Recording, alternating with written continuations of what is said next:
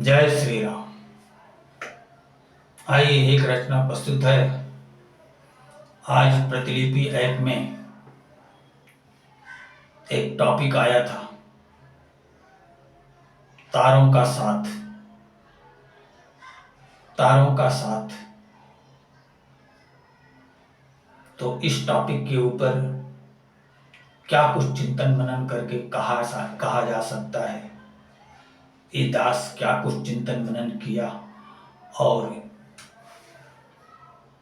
तारों का साथ इस टॉपिक के ऊपर क्या कुछ लिखा है। आइए उस रचना को सुनते हैं, समझते हैं और रचना क्या कुछ कह रही है। सत्कर्म करो सत्कर्म अगर तारों का पाना साथ। सत्कर्म करो सत्कर्म अगर तारों का पाना साथ। अधः वर ना जाओगे पशु का तन पाओगे। कर्म ही त्राता भाग्य विधाता कर्म ही दीनानाथ।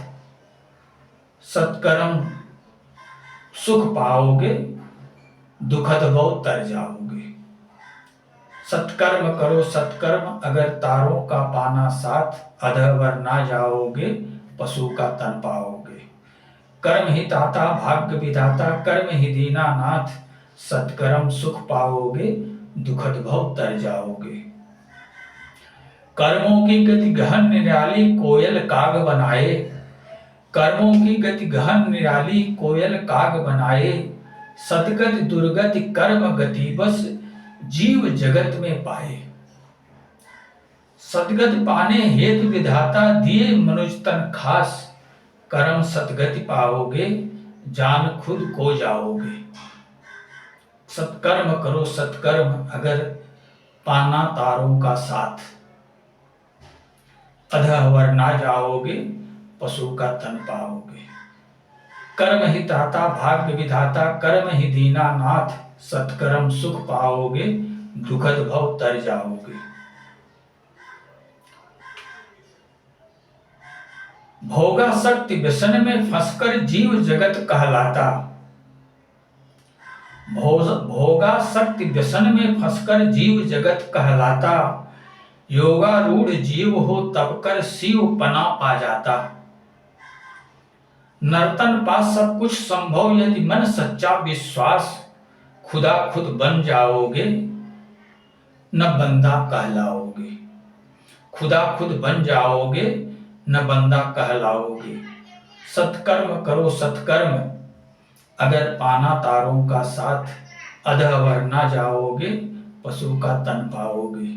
कर्म ही ताता भाग्य विधाता कर्म ही दीनानाथ।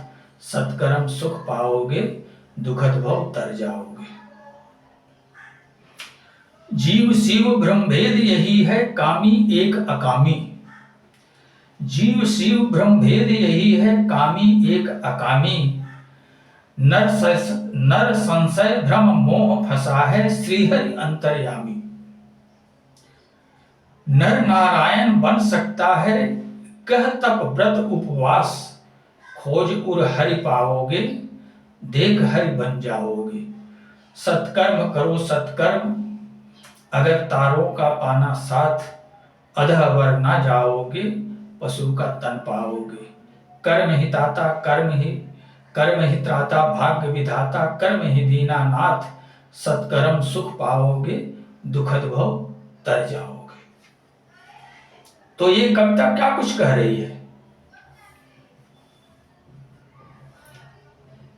हमारे कर्म ही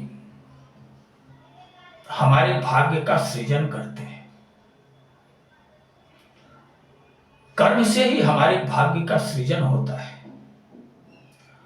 और भाग्य से ही हमें सज्जन और दुर्जन की संगति मिलती है और उस संगति के संस्कृति से ही हमारे आचरण का निर्माण होता है और हम उसी आचरण से ऊर्ध्वगामी बनते हैं। उसी सदाचार से उसी आचरण की थाती से हम मानवता की उस विकसित ऊंचाई पर पहुंचते हैं जहां पहुंच करके हम अपने जीवपन को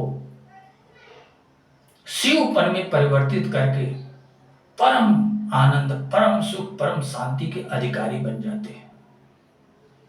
नर और नारायण में केवल यही इतना अंतर है कि एक अकामी है और एक कामी है। नर क्या है? नर कामी है।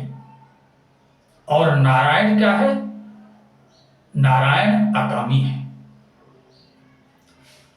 कहा गया है ना रामचरितमानस में, अकामिनाम स्वधाम धामनिकाम श्याम सुंदरम भवाम्बुनाथ मंदरम प्रफुल्ल कंजलोचनम मदादि दोष मोचनम प्रलंब बाह विक्रम प्रभो प्रमेय वैभवम निसंग चाप सायकम धरस्त्रिलोक नायकम दिनेश वंश मंडनम महेश चाप खंडनम। ये बहुत बड़ी कविता है, बहुत बड़ा ये श्लोक है, बहुत बड़ा छंद है ये। तो जो व्यक्ति जीते जी स्वयं को अकामी बना लेता है, देखिए, और शत्रुओं को जीतना बहुत मुश्किल नहीं है, बहुत मुश्किल नहीं है, कम मुश्किल है। लेकिन दुर्गुणों में सबसे अजेय शत्रु काम है, काम। और काम की वजह से ही हमारा सारा जीवन विकृत हो जाता है। काम इतना भयंकर शत्रु है कि एक पल में नर को नर पशु बना देता है, इतना भयंकर शत्रु है। इसीलिए रामचरितमानस में कहा गया है कि काम क्रोध ईर्षा मद मोहु जनि सपने इनके बस हो। काम क्रोध ईर्ष्या मद मोह ये भयंकर शत्रु है। अगर व्यक्ति इन दुर्गुणों को अपना मित्र समझ करके इनके अधीन हो जाता है तो ये व्यक्ति को गर्त में धक्का मारने से, गर्त में गिराने से ये चूकते नहीं है। ये तत्काल व्यक्ति को नर से नर पशु बना देते हैं। तो हमें दुखीराम के बेटों से संगति नहीं करना है।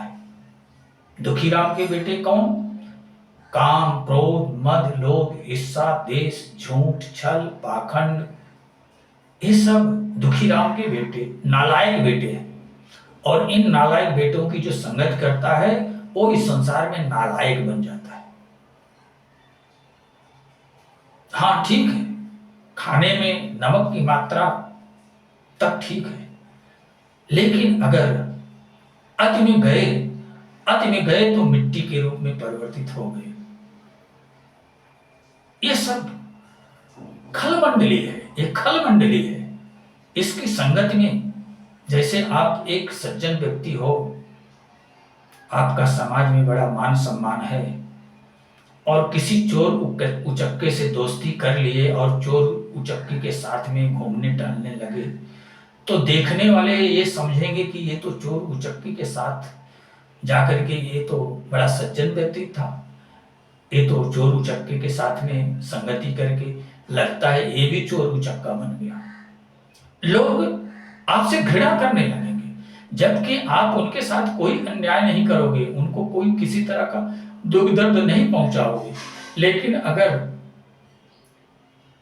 कुजन के साथ में आप संगति कर लिए तो समाज की निगाहों से गिर जाओगे। असमनमा सब समुझ प्रसंगा बुध नहीं करें अधम कर संगा। रजमग परि निरादर रहई सब कर पद प्रहार नित सहई।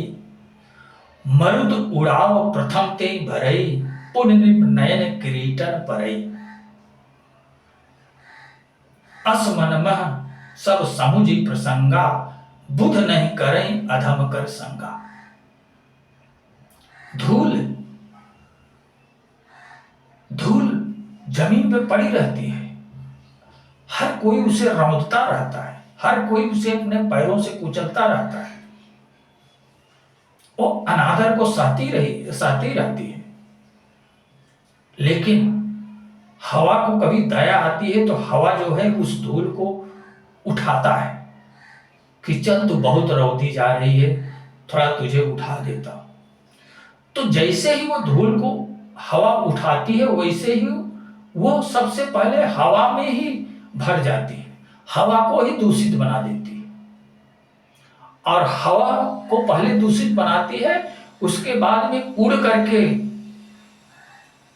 वो लोगों की आंख में पड़ती है और लोगों की आंख में पड़ करके लोगों को तकलीफ देने लगती है, लोग अपनी आंख को मीचना शुरू करते हैं।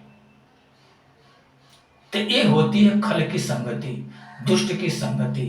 कभी भी संसार में किसी दुर्जन दुष्ट की संगति मत करो।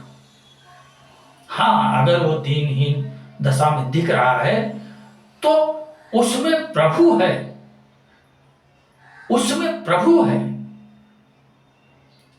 प्रभु को उसमें देख करके उस पे दया कर दो, कृपा कर दो। अगर भूखा है तो उसे खाना खिला दो, पानी पिला दो, लेकिन उसकी संगति मत करो, क्योंकि वो निकृष्ट कर्मों से ग्रसित है, वो भौतिकता के पाप कर्मों में लिप्त है, आसक्ति बंधन में बंधा हुआ है। कितने दिखते हैं रोडों पे, हर सिग्नलों पे ठेका चलता है। कई 100 करोड़ रुपए में मुंबई के सिग्नल बिकते हैं। मुंबई के सिग्नल के जो ठेकेदार लोग हैं, वो ठेकेदार कई 100 करोड़ रुपए में ठेका लेते हैं, कई 100 करोड़ रुपए में ठेका लेकर के और भिखारियों को सिग्नल देते हैं। तुम ये सिग्नल पे जाके भीख मांगो, तुम एक सिग्नल पे जाके भीख मांगो, तुम ये सिग्नल पे जाके भीख मांगो।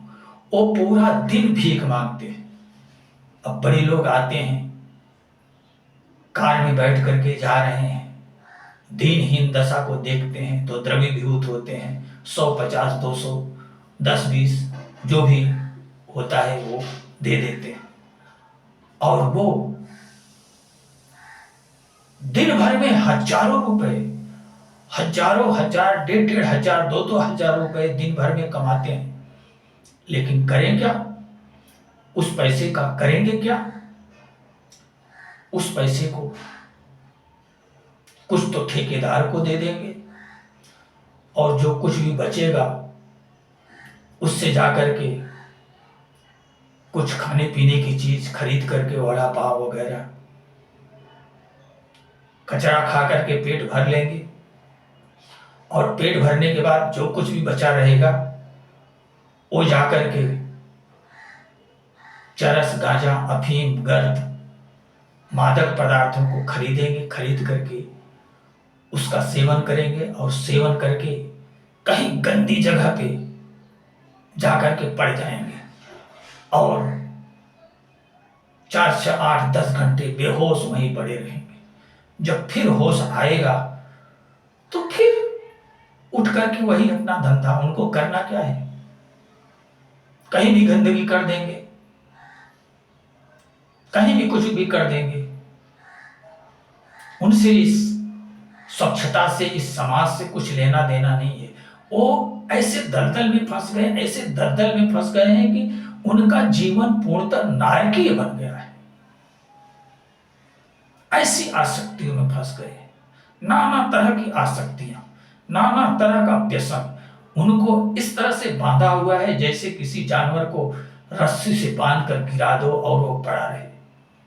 उसी तरह से उनका जीवन बन गया है। तो इस संसार में अगर सबसे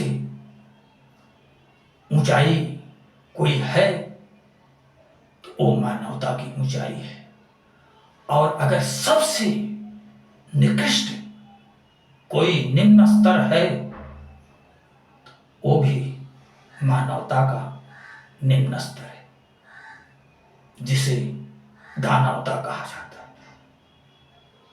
मानव बना तो मानव से वो देव तुल्य हो गया, और अगर मानव दानव बना तो दानव बन करके अधा योनियों में जाकर के कीट पतंगा कृमि से भी बदतर जीवन अपना बना लेता है। तो यही है जीवन का रहस्य। सुनिए, समझिए और आनंद लीजिए। इसी के साथ मैं अपनी वाणी को विराम देना चाहूंगा। जय श्री राम।